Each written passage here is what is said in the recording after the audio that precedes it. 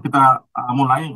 Bapak Ibu sekalian, kami coba menjelaskan bahwasannya kita sejak 2014 sebenarnya sudah mengenal sistem klaster kebencanaan di Indonesia. Dan di tahun 2024 ini kami sudah dapat update dari rekan-rekan di BNPB sebagai Komando Tanggap Darurat Bencana, bahwasannya sudah ada Perka nomor 308 tahun 2024 yang mengatur tentang sistem klaster. Jadi kita sudah mengenal klaster ini dengan 6 bagian, yaitu ada pengusahaan perlindungan, pemulihan, klaster pendidikan, klaster SAR, klaster logistik, dan klaster kesehatan. Kami sendiri di Kemensos diamanahkan sebagai penanggung jawab atau pengampu di klaster pengungsian dan perlindungan. Nah, kalau bicara tentang klaster pengungsian, otomatis itu nanti bicara tentang pembunuhan kebutuhan dasar masyarakat terdampak.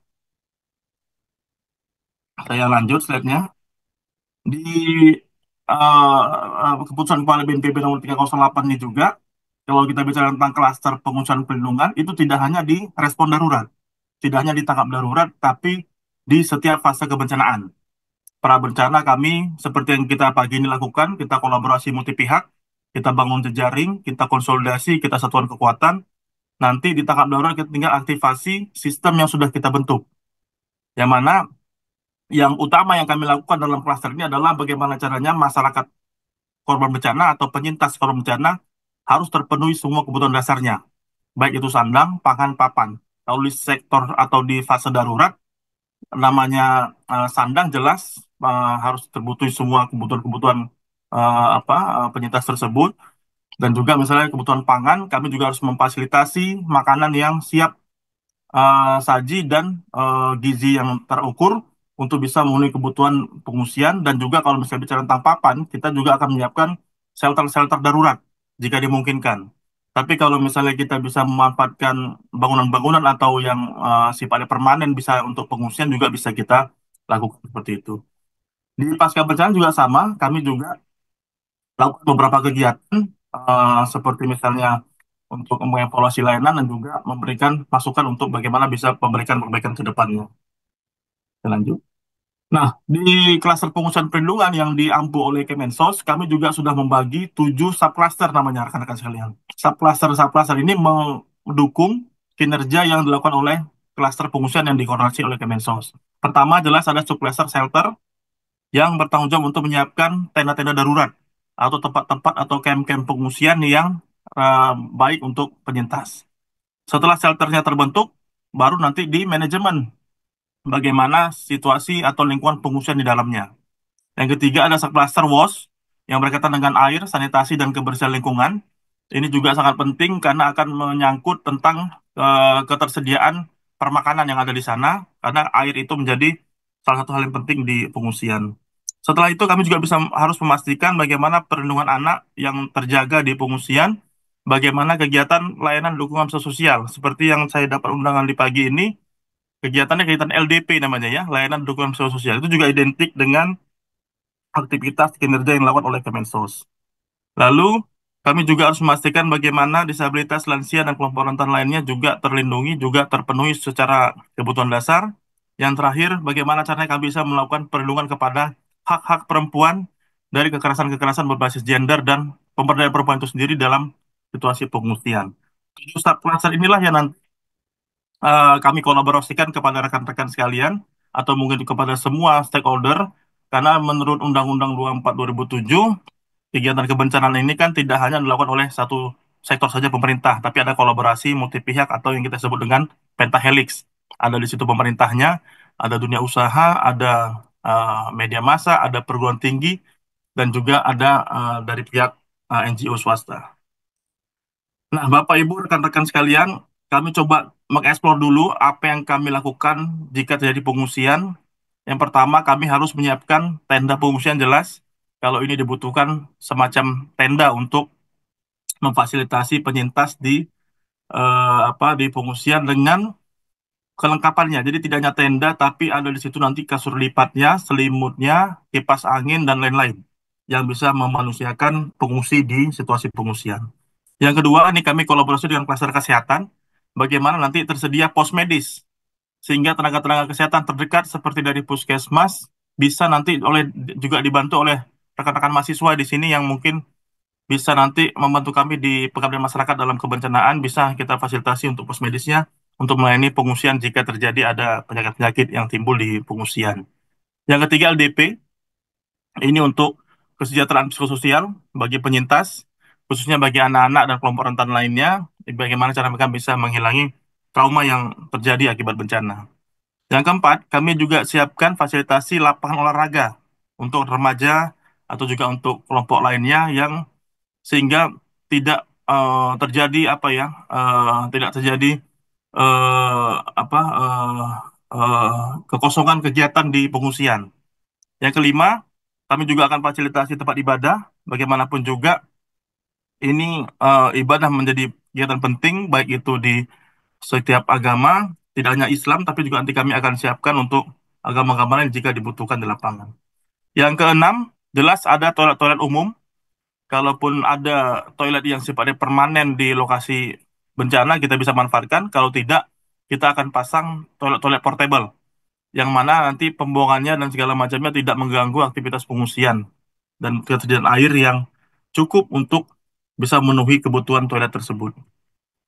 Ketujuh, dapur umum. Nah, ini seperti tema kita pagi ini jelas ada, karena bagaimanapun kebutuhan dasar melalui permakanan ini yang paling utama dilakukan di pengungsian atau di shelter, yaitu fasilitasi dapur umum yang nanti kami dibantu oleh rekan-rekan relawan Taruna Siaga Bencana, Tagana. Kalau Bapak Ibu rekan-rekan sekalian juga mau terlibat, mau aktif di kegiatan dapurnya Kemensos juga dipersilakan. Nanti saya bisa kasih nomor handphone saya di sini untuk bisa kita koordinasi. Yang ke-8, kami juga siapkan laundry gratis. Ini kami manfaatkan sistem jejaring kami, seperti yang terlihat di gambar, kami ini berkolaborasi dengan Wings, salah satu perusahaan yang memang konsentrasi di situ, sehingga bisa melayani laundry gratis untuk pengungsian dengan kelengkapan alat dan peralatannya. Yang ke-9, pos air bersih. Ini juga kami pastikan ketersediaan air harus tercukupi di pengungsian, sehingga kami pasang tandon-tandon atau toren air yang cukup besar untuk bisa menampung kebutuhan air di pengungsi. Yang 10, ada namanya kami sebut dengan dapur kreasi. Jadi masyarakat pengungsi itu tidak hanya sebagai objek untuk kita memberikan bantuan berupa makanan dan lain-lain, tapi juga akan kami berdayakan apa yang menjadi apa namanya, apa yang menjadi peluang mereka untuk berbisnis. Jadi misalnya kita ada nanti dulunya dia punya usaha warung, dan kita fasilitasi untuk menghidupkan lagi warungnya untuk bisa melayani seluruh pengungsi ataupun relawan yang datang ke titik-titik tersebut. Itu nomor 10 itu gambarnya seperti kayak di korban bencana gempa bumi di Cianjur pada tahun 2002 yang lalu. Yang ke-11 kami siapkan juga untuk hiburan berupa layar besar untuk bisa nonton bola bareng atau lain-lain di situ. Yang ke-12, dan juga penting, sekolah darurat. Karena biasanya kalau udah namanya pengungsian yang cukup besar, sekolah-sekolah itu pasti menonaktifkan kegiatannya karena ketersediaan ruangan dan juga mungkin apa ya para apanya gurunya juga menjadi korban, sehingga kami harus menyiapkan sekolah-sekolah darurat di titik-titik shelter yang mana nanti yang mengajar juga adalah guru-guru mereka pada saat di sekolah reguler. Nah, Bapak Ibu rekan-rekan sekalian, yang kita bicarakan pagi ini adalah terkait dengan kebutuhan gizi atau kebutuhan permakanan. Kami ada dua pendekatan, rekan-rekan sekalian. Pertama, kami jelas memfasilitasi dapur umum lapangan. Jika ini emang sudah situasinya mungkin untuk kita lakukan.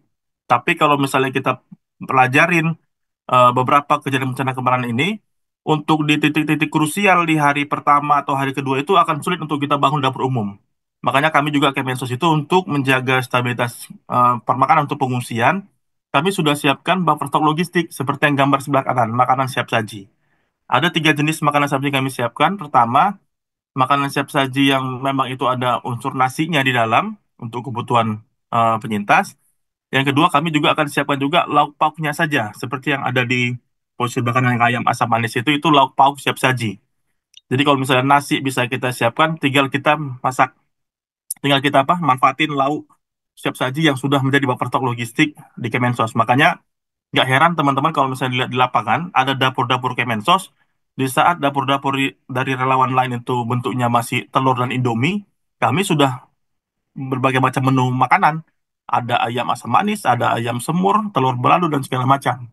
Karena kami memanfaatkan buffer stock yang kami siapkan. Karena ini makanan-makanan ini jujur aja, selama 24 bulan atau 2 tahun ini masih bertahan ininya makanannya karena sudah diuji klinis dan disterilkan di pabrik dan sudah ada BPOM-nya dan segala macamnya sudah resmi dan 2 tahun kami nyatakan makan-makan ini masih siap untuk dihidangkan atau dimakan, tidak ada terjadi masalah apa-apa.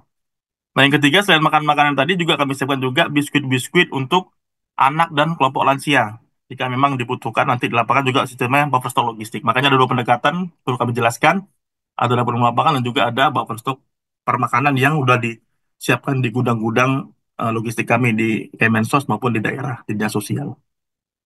Nah, Bapak Ibu, rekan-rekan sekalian, kita mau bicara tentang kegiatan dapur umum untuk turun bencana. Kami ini menjadi SOP wajib jika memang terjadi pengungsian, dapur umum ini harus dilaksanakan.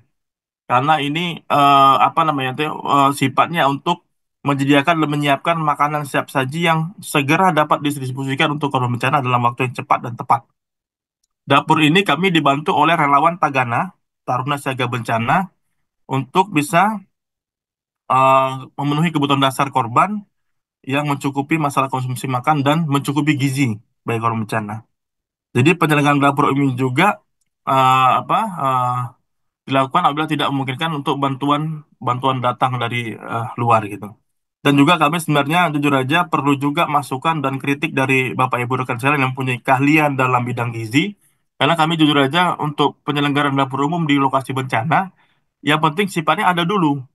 Kalau kita bicara nutrisi, gizi, dan segala macamnya, nah itu kayaknya memang belum terpenuhi sesuai dengan SOP dan standar yang ada. Makanya kami nanti mohon dibantu jika nanti ketemu dapur-dapur umum kami di lapangan untuk melayani penyintas yang belum mencukupi gizinya, nanti diingatkan saja. Karena memang prinsip kami, yang penting ada dulu untuk kebutuhan bencana. Karena ini situasinya bukan situasi normal, tapi situasi darurat bencana.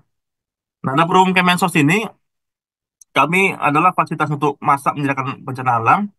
Jadi apa namanya itu ya didirikan untuk menyediakan makanan bagi para korban bencana yang kehilangan tempat tinggal atau menghilangkan akses makanan. Nah, itu yang konteks pertama yang harus kami kami jelaskan. Baru yang kedua, di pengungsian dapur umum ini didirikan untuk menyediakan makan bagi para pengungsi yang terpaksa harus meninggalkan tempat tinggal mereka karena emang tadi rumahnya rusak, rumahnya terendam banjir atau rumahnya kena dampak bencana lain-lainnya. Dapur umum juga sifatnya kedaruratan yang kami siapkan untuk masyarakat yang terkena dampak darurat seperti bencana alam, bencana sosial, dan bencana alam. Dan juga dapur umum ini juga kami juga dulu pas 2020 pada saat situasi pandemi COVID juga kami siapkan karena pada saat itu kita tahu namanya lockdown, PPKM, jadi semua dibatasin. Akhirnya kami yang menyiapkan dapur-dapur umum untuk para penyintas khususnya di Jakarta pada saat itu yang tidak bisa atau mungkin yang dirumahkan oleh perusahaan-perusahaan atau kantor kami yang siapkan untuk permakanannya. Jadi dapur umum Kemensos ini biasanya juga didirikan di lokasi-lokasi yang mudah dijangkau oleh masyarakat. Jadi bukan menjauhi masyarakat, tapi justru titik dapurnya mendekati titik keramaian masyarakat sehingga nanti mudah untuk mengajak masyarakat itu untuk terlibat aktif di pengungsian di dapur umum atau juga memudahkan kami untuk mendistribusikan secara cepat kepada masyarakat.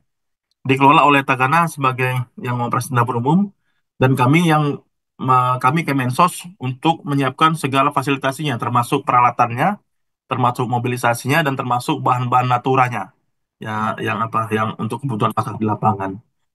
Tujuannya jelas, rekan-rekan sekalian. Pertama untuk memastikan ketersediaan pangan terjamin, memberikan bantuan pertama berupa permakanan karena ini yang harus dibutuhkan, mempercepat pemulihan kondisi masyarakat terkena bencana, dan satu lagi jangan lupa, dapur umum juga bisa meningkatkan solidaritas dan kepedulian sosial antar sesama. Jadi kami hanya men-trigger membuat mobil dapur umum atau juga membuat fasilitasi dapur umum lapangan, tapi nyatanya nanti di lapangan segala macam unsur stakeholder dan juga penyintas bencana juga ikut aktif dalam memasak di dapur umum. Itu juga yang kami evaluasi di beberapa kegiatan kebencanaan yang kami lakukan. Nah, karakteristik dapur umum Kemensos ini seperti apa? Yang pertama, kami harus mampu menyediakan makan dalam jumlah besar. Jadi kalau namanya operasi dapur umum ini tidak bisa hanya sedikit-sedikit, tapi memang besar ininya target volumenya bisa sampai 1.000-an porsi per hari.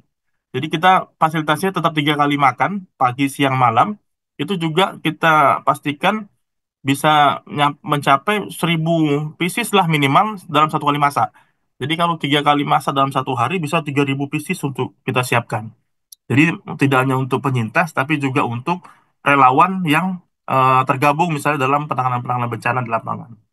Yang kedua, kami juga harus menyediakan makanan yang sederhana dan bergizi. Nah, ini yang saya bilang tadi. Mengkaitkan antara makanan sederhana dan bergizi ini agak repot kita. Karena kalau hasil bencana tuh dengan segala macam keterbatasan, yang penting ada dulu makanannya. Nah, nanti kalau misalnya udah masuk 4 hari, 5 hari, atau tanggap darurat pertama selesai, masuk ke tanggap darurat kedua, barulah kita konsentrasinya di masalah gizi. Apakah sudah memang kalorinya atau juga nutrisinya sudah mencukupi atau juga sesuai dengan standar. Itu kami juga harus diberitahu, karena kami jujur aja tidak punya keahlian teknis terkait hal tersebut. Tapi kami berupaya mungkin untuk bisa membuat ada dulu makanan itu untuk pengungsian. Nah, yang ketiga karakteristik dapur umum Kemensos itu yaitu menjaga kebersihan dan sanitasi. Pasti kalau udah ada namanya dapur umum pasti harus dekat dengan air, sumber air. Karena juga itu yang menjadi utama untuk kita gunakan di dapur umum lapangan. Sama yang kedua juga menjaga kebersihan. Karena semua yang dikeluarkan, semua produk yang dikeluarkan di dapur umum ini berupa makanan yang segera dikonsumsi oleh masyarakat. Makanya kebersihan kami jaga betul untuk kegiatan dapur umum. Yang terakhir, karakteristiknya efisien dan efektif. Jadi kita nggak membuat sebuah dapur itu yang terlalu berlebihan. Tapi kita membuat bagaimana secara seefisien mungkin bisa memanfaatkan bahan natural yang ada di sana atau dari donasi-donasi masyarakat itu juga menjadi efektivitas dalam pelaksanaan dapur umum lapangan. Jadi tidak harus yang eh, secara mewah, tapi sederhana tapi bermanfaat banyak untuk penyintas bencana. Nah, rekan sekalian, ini kalau bicara keunggulan, kita bilang tadi ada 3 hal sebenarnya yang menjadi keunggulan kami membuat dapur umum lapangan di kebencanaan. Pertama, kapasitas harus besar. Jadi kita sudah siapkan semua mobil dapur umum dan peralatannya di setiap dinas sosial provinsi dan dinas sosial kabupaten kota, yang merupakan barang itu barangnya Kemensos yang dipinjam pakaikan kepada rekan-rekan di daerah. Jadi dimanapun mereka berada bisa untuk melayani kebutuhan pengungsi.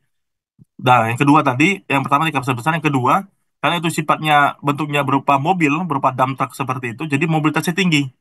Jadi kalaupun dia di Kabupaten A tapi mau mensupport kabupaten-kabupaten tetangganya juga dia bisa keliling untuk melayani kebutuhan pengungsi atau kebutuhan penyintas di luar wilayah dia. Jadi bisa membantu sesamanya. Yang ketiga kemandirian. Jadi kalau udah bicara tentang kita udah punya dapur sendiri dengan kelengkapan peralatan masak dan bahan makanan, jadi nggak usah lagi ada infrastruktur tambahan lain. Jadi kita bisa dimanapun ada bencana, dimanapun ada penyintas pengungsian, situ kita bisa langsung operasikan atau laksanakan kegiatan dapur umum sehingga efektif untuk bisa melayani forum bencana. Nah, ini bila bicara perlu ada dapur umum lapangan, jelas kita semua sepakat ya, karena emang kalau udah dibicara tentang apa penyintas atau pengungsian, pasti jumlahnya besar, masa tangkap daruratnya panjang seperti yang kami sedang hadapi di Lewatobi hari ini, erupsi Gunung Lewatobi di Kabupaten Flores Timur. Itu kalau namanya gunung pasti panjang penanganan daruratnya. Jadi kita selalu masih hadir di sana untuk kebutuhan dasar. Baru kita juga memperhatikan khusus masalah pangan, baru keadaan sosial memang belum terjamin pasca terjadi bencana, dan yang terakhir adanya peran perlindungan sosial dari pemerintah untuk peningkatan gizi pengungsian. Standarnya bagaimana Bapak Ibu sekalian? Kami coba nyusun-nyusun SOP yang ada di Kemensos untuk masalah dapur umum lapangan kami ini. Standar minimal nanti kami dikoreksi aja kalau misalnya ada masukan ada hal-hal yang lain di sini.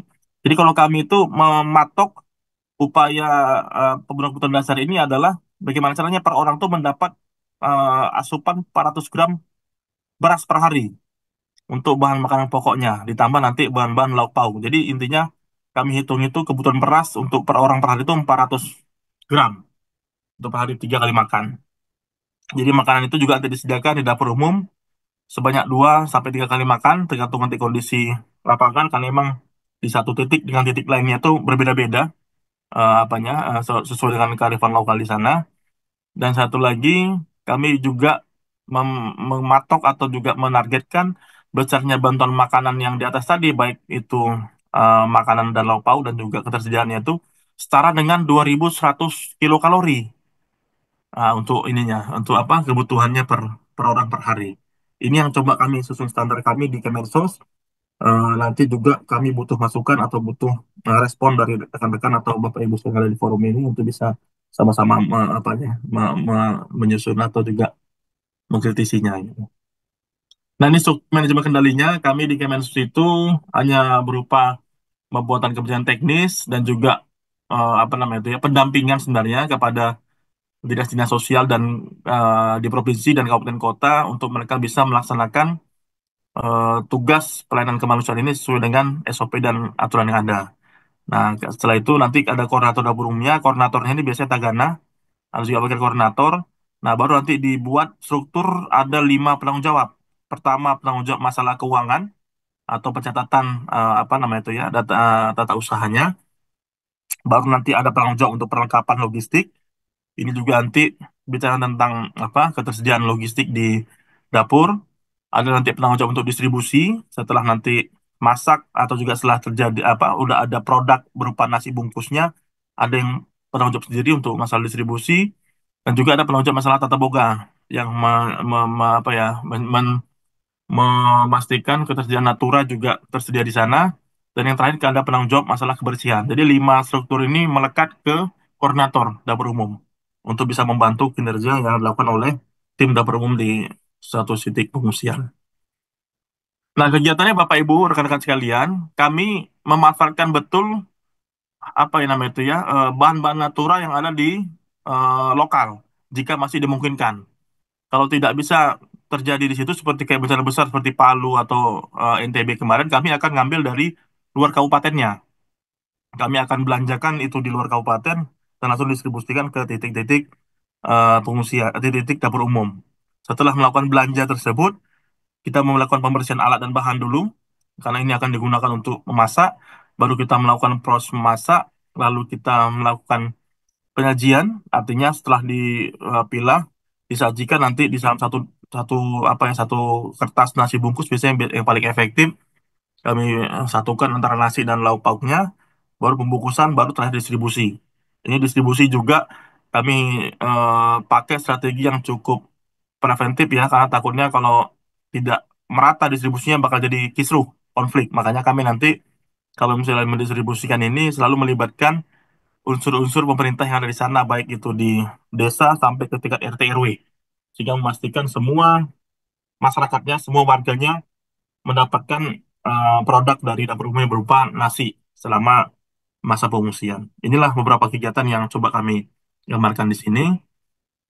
Ini sama lagi seperti tadi saya sampaikan, personil kami untuk dapur umum itu banyak, Bapak Ibu. Kali kalau kenal di Kemensos itu banyak pilar-pilar sosialnya. Tidak hanya Tagana sebenarnya, tapi nanti ada juga tim Kampung Siaga Bencana, ada juga nanti tim pilar-pilar sosial lain seperti TKSK, pekerja sosial masyarakat, ada nanti di situ pendamping PKH, pendamping Resos, dan macam-macam.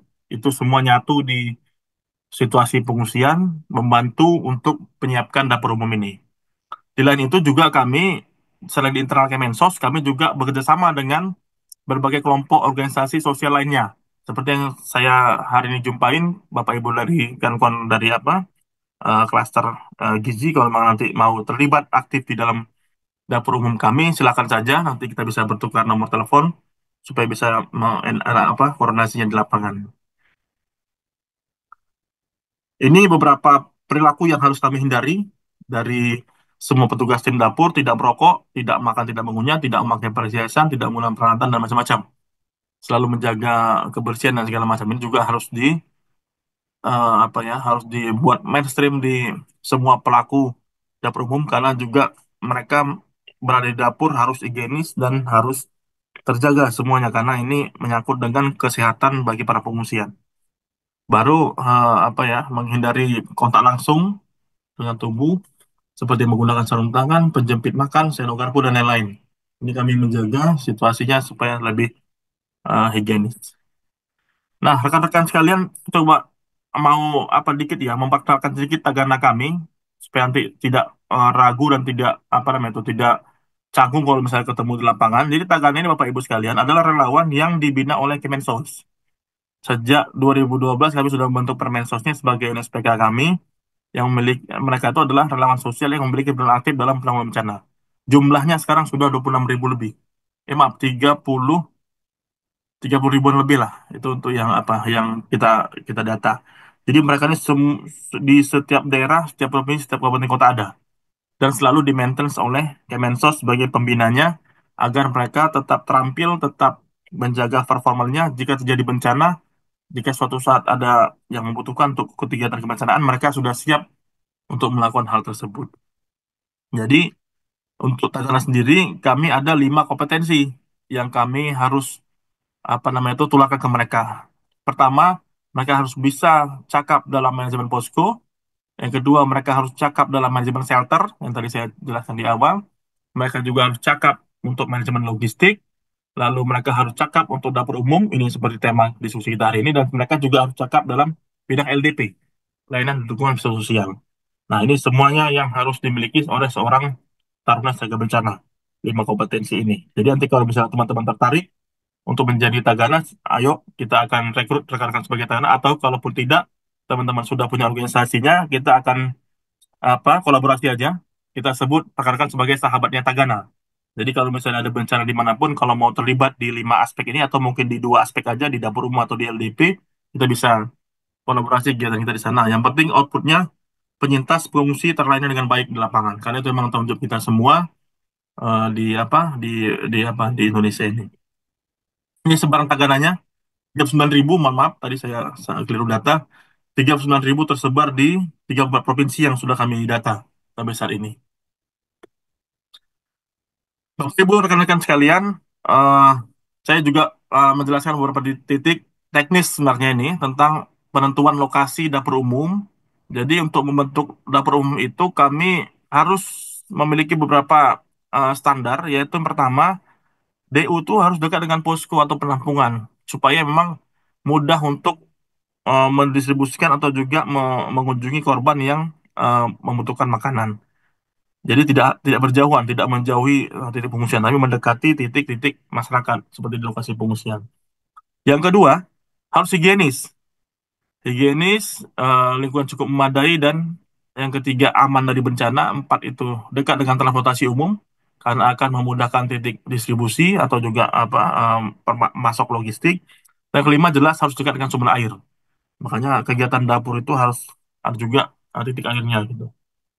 Nah, kami biasanya juga mendapatkan dua hal yang berbeda di lapangan. Pertama, dapur itu kadang-kadang ada di dalam ruangan. Kalau dalam ruangan itu kami pastikan itu jauh dari sumber-sumber bahan yang mudah terbakar untuk mencegah terjadinya kebakaran di satu titik tersebut. Baru yang kedua, keadaan ruangan tidak rusak dan atap yang kuat sehingga tidak terjadi rembesan air atau bocor jika terjadi hujan, mengganggu aktivitas di dapur umum.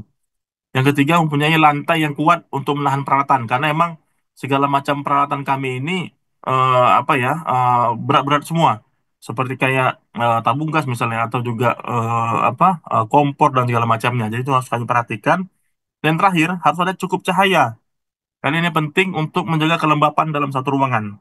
Jangan sampai dapur kita karena sudah ngebul asap masak di situ juga cahayanya kurang sehingga apa namanya tidak terjadi sirkulasi udara dan juga lembab. Nah, itu yang kami hindari.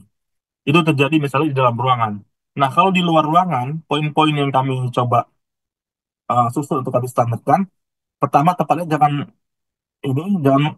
perbukitan, tempat datar, kering dan tidak banyak binatang kecil. Ini juga yang harus kami pastikan. Jadi kalau misalnya tempatnya lembab tadi sama akan mengganggu kegiatan, apalagi banyak binatang-binatang kecil seperti tikus dan lain-lain. Eh, yang ruangan juga harus dekat dengan pohon-pohon supaya juga sebagai pelindung jika terjadi hal-hal yang apa menghindari panas atau menghindari apa namanya hujan dan lain-lain, dan juga dekat dengan tempat perbekalan. Jadi titik gudang logistik itu harus mendekati juga dengan dapur umum sehingga nanti mudah untuk mengambil atau juga mendistribusikan logistik kebutuhan dapur umum. Baru tidak ada benda-benda atau logam-logam berbahaya karena kalau misalnya ada ini juga bisa memicu masalah di dapur umum, lalu dekat dengan penampungan korban, dan terakhir dekat dengan sebelah ini sama tadi seperti yang saya jelaskan sebelumnya. Inilah cara kami untuk menentukan titik lokasi dapur umum yang baik untuk apa ya operasi dapur umum lapangan kami. Bahan natura tadi sudah saya jelaskan di awal juga. Kami pertama harus melakukan perencanaan dulu, menganalisa kebutuhan dulu, berapa sih sebenarnya korban terdampak yang ada di sana, berapa kebutuhan makannya, dan berapa mungkin kebutuhan jumlah produksinya per hari. Sehingga nanti, maaf, ditambah juga durasinya. Kira-kira berapa lama yang tanggap daruratnya. Sehingga nanti disinilah baru terencana eh, bahan makanannya tuh apa saja jenisnya, berapa volumenya, dan segala macam. Pak Untuk, Dika, waktunya 13 menit lagi ya Pak ya. oh ya, siap. Saya lanjut dikit lagi. Selain tadi kita melakukan perencanaan kebutuhan, juga setelah itu baru melakukan pengadaan bahan makanan. Seperti kami ada beberapa cara untuk melakukan pengadaan makanan ini karena mekanisme pengadaan di Kemensos. Pertama, kami bisa beli langsung. Kami langsung beli di pasar-pasar tradisional di sana atau mungkin pasar-pasar modern di sana yang bisa langsung kita belanjakan. Yang kedua, kami juga bisa manfaatkan dari bantuan-bantuan dari pihak swasta. Jika ada nanti dari donatur atau swasta atau NGO yang mau bantu kami dalam hal kebutuhan natura, silakan di drop di dapur umum Kemensos sehingga nanti kami bisa maksimalkan bahan-bahan tersebut untuk menjadi makanan bagi pengungsi. Dan yang ketiga, kami kerjasamakan dengan Bulog. Ini terkait dengan beras, karena Bulog ini kan delivery-nya sudah ada di masing-masing kabupaten kota yang memudahkan kami bisa mendapatkan barang dengan harga yang sudah sesuai dengan harga eceran tertinggi pemerintah juga yang kami lakukan. Bahan-bahannya ini Bapak Ibu sekalian mungkin ya sudah sama-sama kita tahu lah ada sayur-sayuran, ada bumbu, lauk pauk lain, ada gas LPG, pembungkusnya dan bumbu masak. Ini yang kami gunakan. Pembelian lokal, kami prioritaskan produk segar seperti sayur-sayuran, buah-buahan, dan protein hewani, dan juga barang-barang habis pakai seperti beras, minyak goreng, dan bumbu dapur. Jadi, selain kami memanfaatkan lokal ini untuk kebutuhan percepatan natura kami, yang kedua kami juga mau mendukung ekonomi lokal. Jadi, anggaran Kemensos itu kalau kita belanjakan di daerah tertentu bisa juga menjadi peningkatan pendapatan masyarakat lokal untuk membantu pemulihan ekonomi bencana di sana. Nah, ini prinsip-prinsip gizi yang kami coba buat di Kemensos. Ada kebutuhan karbohidrat yang tinggi, jumlah kalori tadi sama seperti yang bilang tadi, antara 1.500 dan sampai dengan 2.000 kalori. Kebutuhan proteinnya ada untuk juga beberapa golongan rawan yang kami upayakan seperti misalnya ada kelompok lansia dan kelompok ibu hamil itu juga tidak umum kita berikan makanan yang di dapur umum, tapi kita spesifikkan nanti kebutuhannya sesuai dengan kebutuhan mereka. Apabila juga ada kebutuhan tablet vitamin juga kami siapkan dan ada lain-lainnya. Nah, ini simpan menguji. Nah, ini mungkin Bapak Ibu sekalian yang kami susun SOP standar di Kemensos. Ada standar porsi, misalnya nasi itu 150, standarnya untuk anak 100, remaja 50, dan macam-macam. Untuk bumi 200. Ada lauk hewani, lauk nabati, sayur, dan buah susu. Ini yang kami coba susun bersama dengan pakar-pakar pada saat itu, sehingga bisa memastikan ketersediaan kebutuhan ini bisa tercapai secara darurat di lapangan. Nah, ini anjuran-anjuran yang kami juga sudah susun. Misalnya nasi itu berat porsinya 150 gram. Nanti kami dikasih respon aja, Bapak Ibu, kalau misalnya yang yang salah atau mungkin keliru. Lauknya hewani 50 gram, untuk porsi. Ini tuh makanan sehari anak-anak usia 4 sampai 6 tahun. Nah, ini anjuran makanan sehari untuk wanita remaja yang coba kami susun untuk standar dapur umum kami di Kemensos. Ini untuk laki-laki remaja, jumlah porsinya 4 porsi. Kalau wanita dewasa 3 porsi, kami susun seperti ini. Laki-laki dewasa 5 porsi. Ibu hamil 3 porsi, nasinya ibu menyusui 4 porsi karena kebutuhan tinggi. Nah, ini penyusunan menu yang sudah kami apa ya mengikuti pola seimbang antara makanan pokok, lauk hewani, lauk nabati, sayur dan buah. Nah, ini yang coba kami apa ya kami seimbangkan pola-pola makanannya. Jadi antara beras sama lauk pauk dan lain-lainnya juga ini. Termasuk juga rasa hidangannya. Jadi ada variasi jenis bahan makanannya, rasanya, warnanya, cara ngolahnya, tekstur dan lain-lain. Jadi rasa itu kita juga variasikan, tidak hanya asin semua. Nanti kita bikin asin, manis, pedas, gurih, dan lain-lain. Supaya tidak terjadi kebosanan di pemakanan pengungsian. Ini beberapa menu ya. Tadi soalnya di narsum sebelumnya udah ada menu, kami juga punya menu ini di Kemensos yang coba kami standarkan.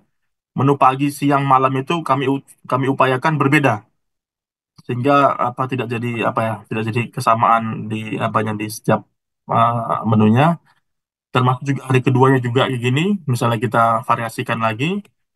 Hari ketiganya juga kita buat seperti ini, tidak ada yang sama dengan setiap makanannya. Nah, itulah ya utama yang kita bisa lakukan dan bisa berdampak ke masyarakat.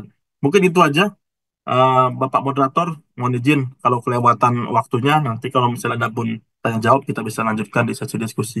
Demikian saya kembalikan. Bila topik Hidayah. Assalamualaikum warahmatullahi wabarakatuh.